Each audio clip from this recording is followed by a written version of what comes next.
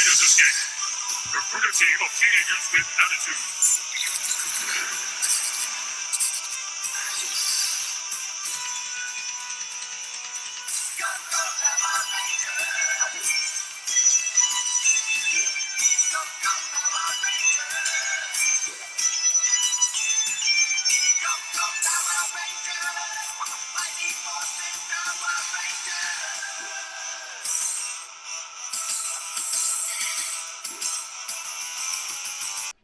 Oh, no, not that one. Oh, no, not that one either. Yeah, got it. A few days ago, I released an article on something that I've been working on for a few months. I'm calling it employee power branding. It's been going on for about 9 months since I released an article, which I'll show here. And it was really fascinating for me to now go on this journey to sort of see how powerful building a brand could be. And just learning a bit of the things that I've been learning as I've been going through on the series of posts that I'm talking about how we grew in the UK with Pleo. But I wanted to share 5 tips that I think were quite valuable and things that have been working really well for me personally, but also for a few others in the team as they begin their journeys to build their own personal brands. Number 1, start a ritual with your customers every single time that you go and meet them. This one is crazy powerful. When you go and either, for example, what I do is I take a picture with the group that I see, just because it allows me to bring that back to the team here in Copenhagen so that they can actually see who are we working with and what do they look like and what kind of people are they. I think that's very important for the engineers and the marketeers and the people who don't get to go and meet these people to kind of get a sense of that culture and what we're building as a team. I'm not suggesting you do the same, but think about something that you could do which is a bit unique and a bit different and is unique to how you want to build your personal brand. Number 2, tag customers and engage with them on LinkedIn. That's what the platform is there for. It's a professional connecting and networking platform. You know, a lot of people post things asking for help. You know, get involved if you can. Have a LinkedIn up on your screen and just engage, tag people that you know that could help. And what you'll notice over a bit of time when you do it consistently and you're not too aggressive about it is that people will begin to tag you back and kind of include you in their stories as well, and that's really fun. Number 3, my biggest pet peeve: do not be salesy on LinkedIn. I find it very frustrating when you look at posts of people genuinely asking for help, looking for advice, and the first thing people open with is, "Hey, contact me. I can help you." Where's the value in that? I mean, I get it. You want to use LinkedIn to generate sales, but I don't use LinkedIn at all for this. I use it as a branding tool. I use it as a way to communicate our journey, using it as a social platform for us and for me.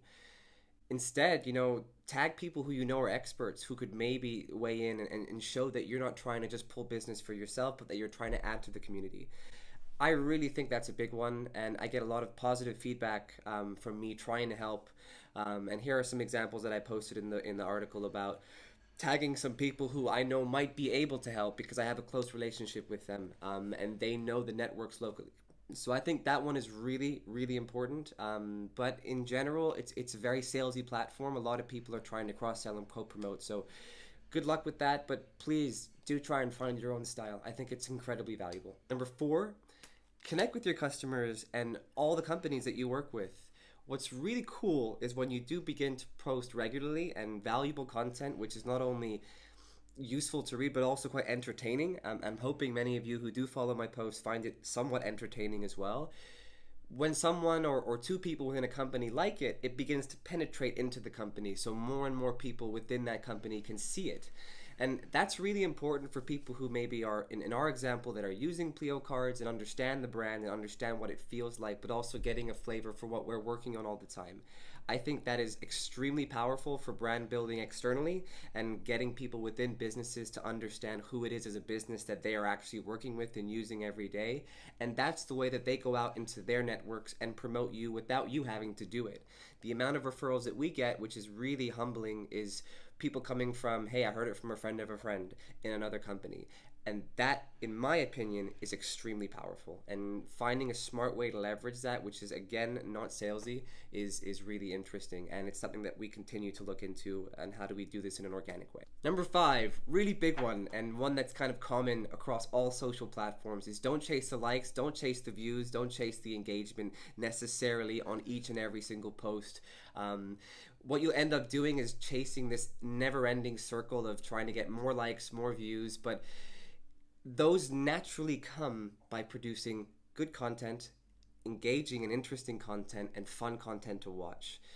What I believe you should be looking for is recognition that what you are beginning to post is getting more engagement, more feedback. But don't chase those likes every single post, because if you do that, then you go into this self-harming chain of trying to cater content just for your audience. I think it's important to produce and push content that is also very important to you and sends a personal message. And I try to do this as much as I can within boundaries. And that's a really interesting one. And Chris Cubs, one of the guys here in Copenhagen who I have a lot of respect for, he actually posted this really cool piece about how LinkedIn measure these metrics, view counts, and don't get too carried away by the vanity metrics that we call them, because they can kind of feed your ego in a very dangerous way, and then you're no longer really adding value. You're just chasing that engagement to kind of push up your views.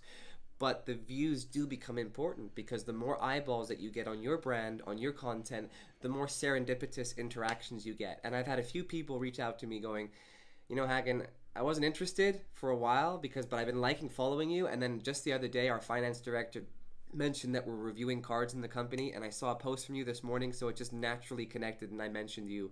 And many of those conversations have begun that way. That's cool. That's it from me. 5 tips. Please go and be tangible about these things. Go and try them out. But consistency is king.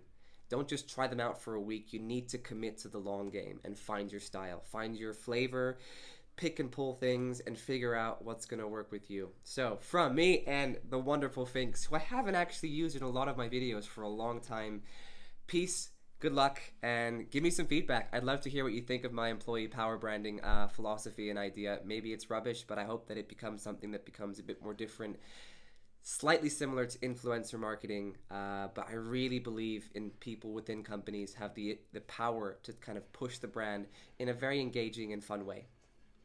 Later, guys.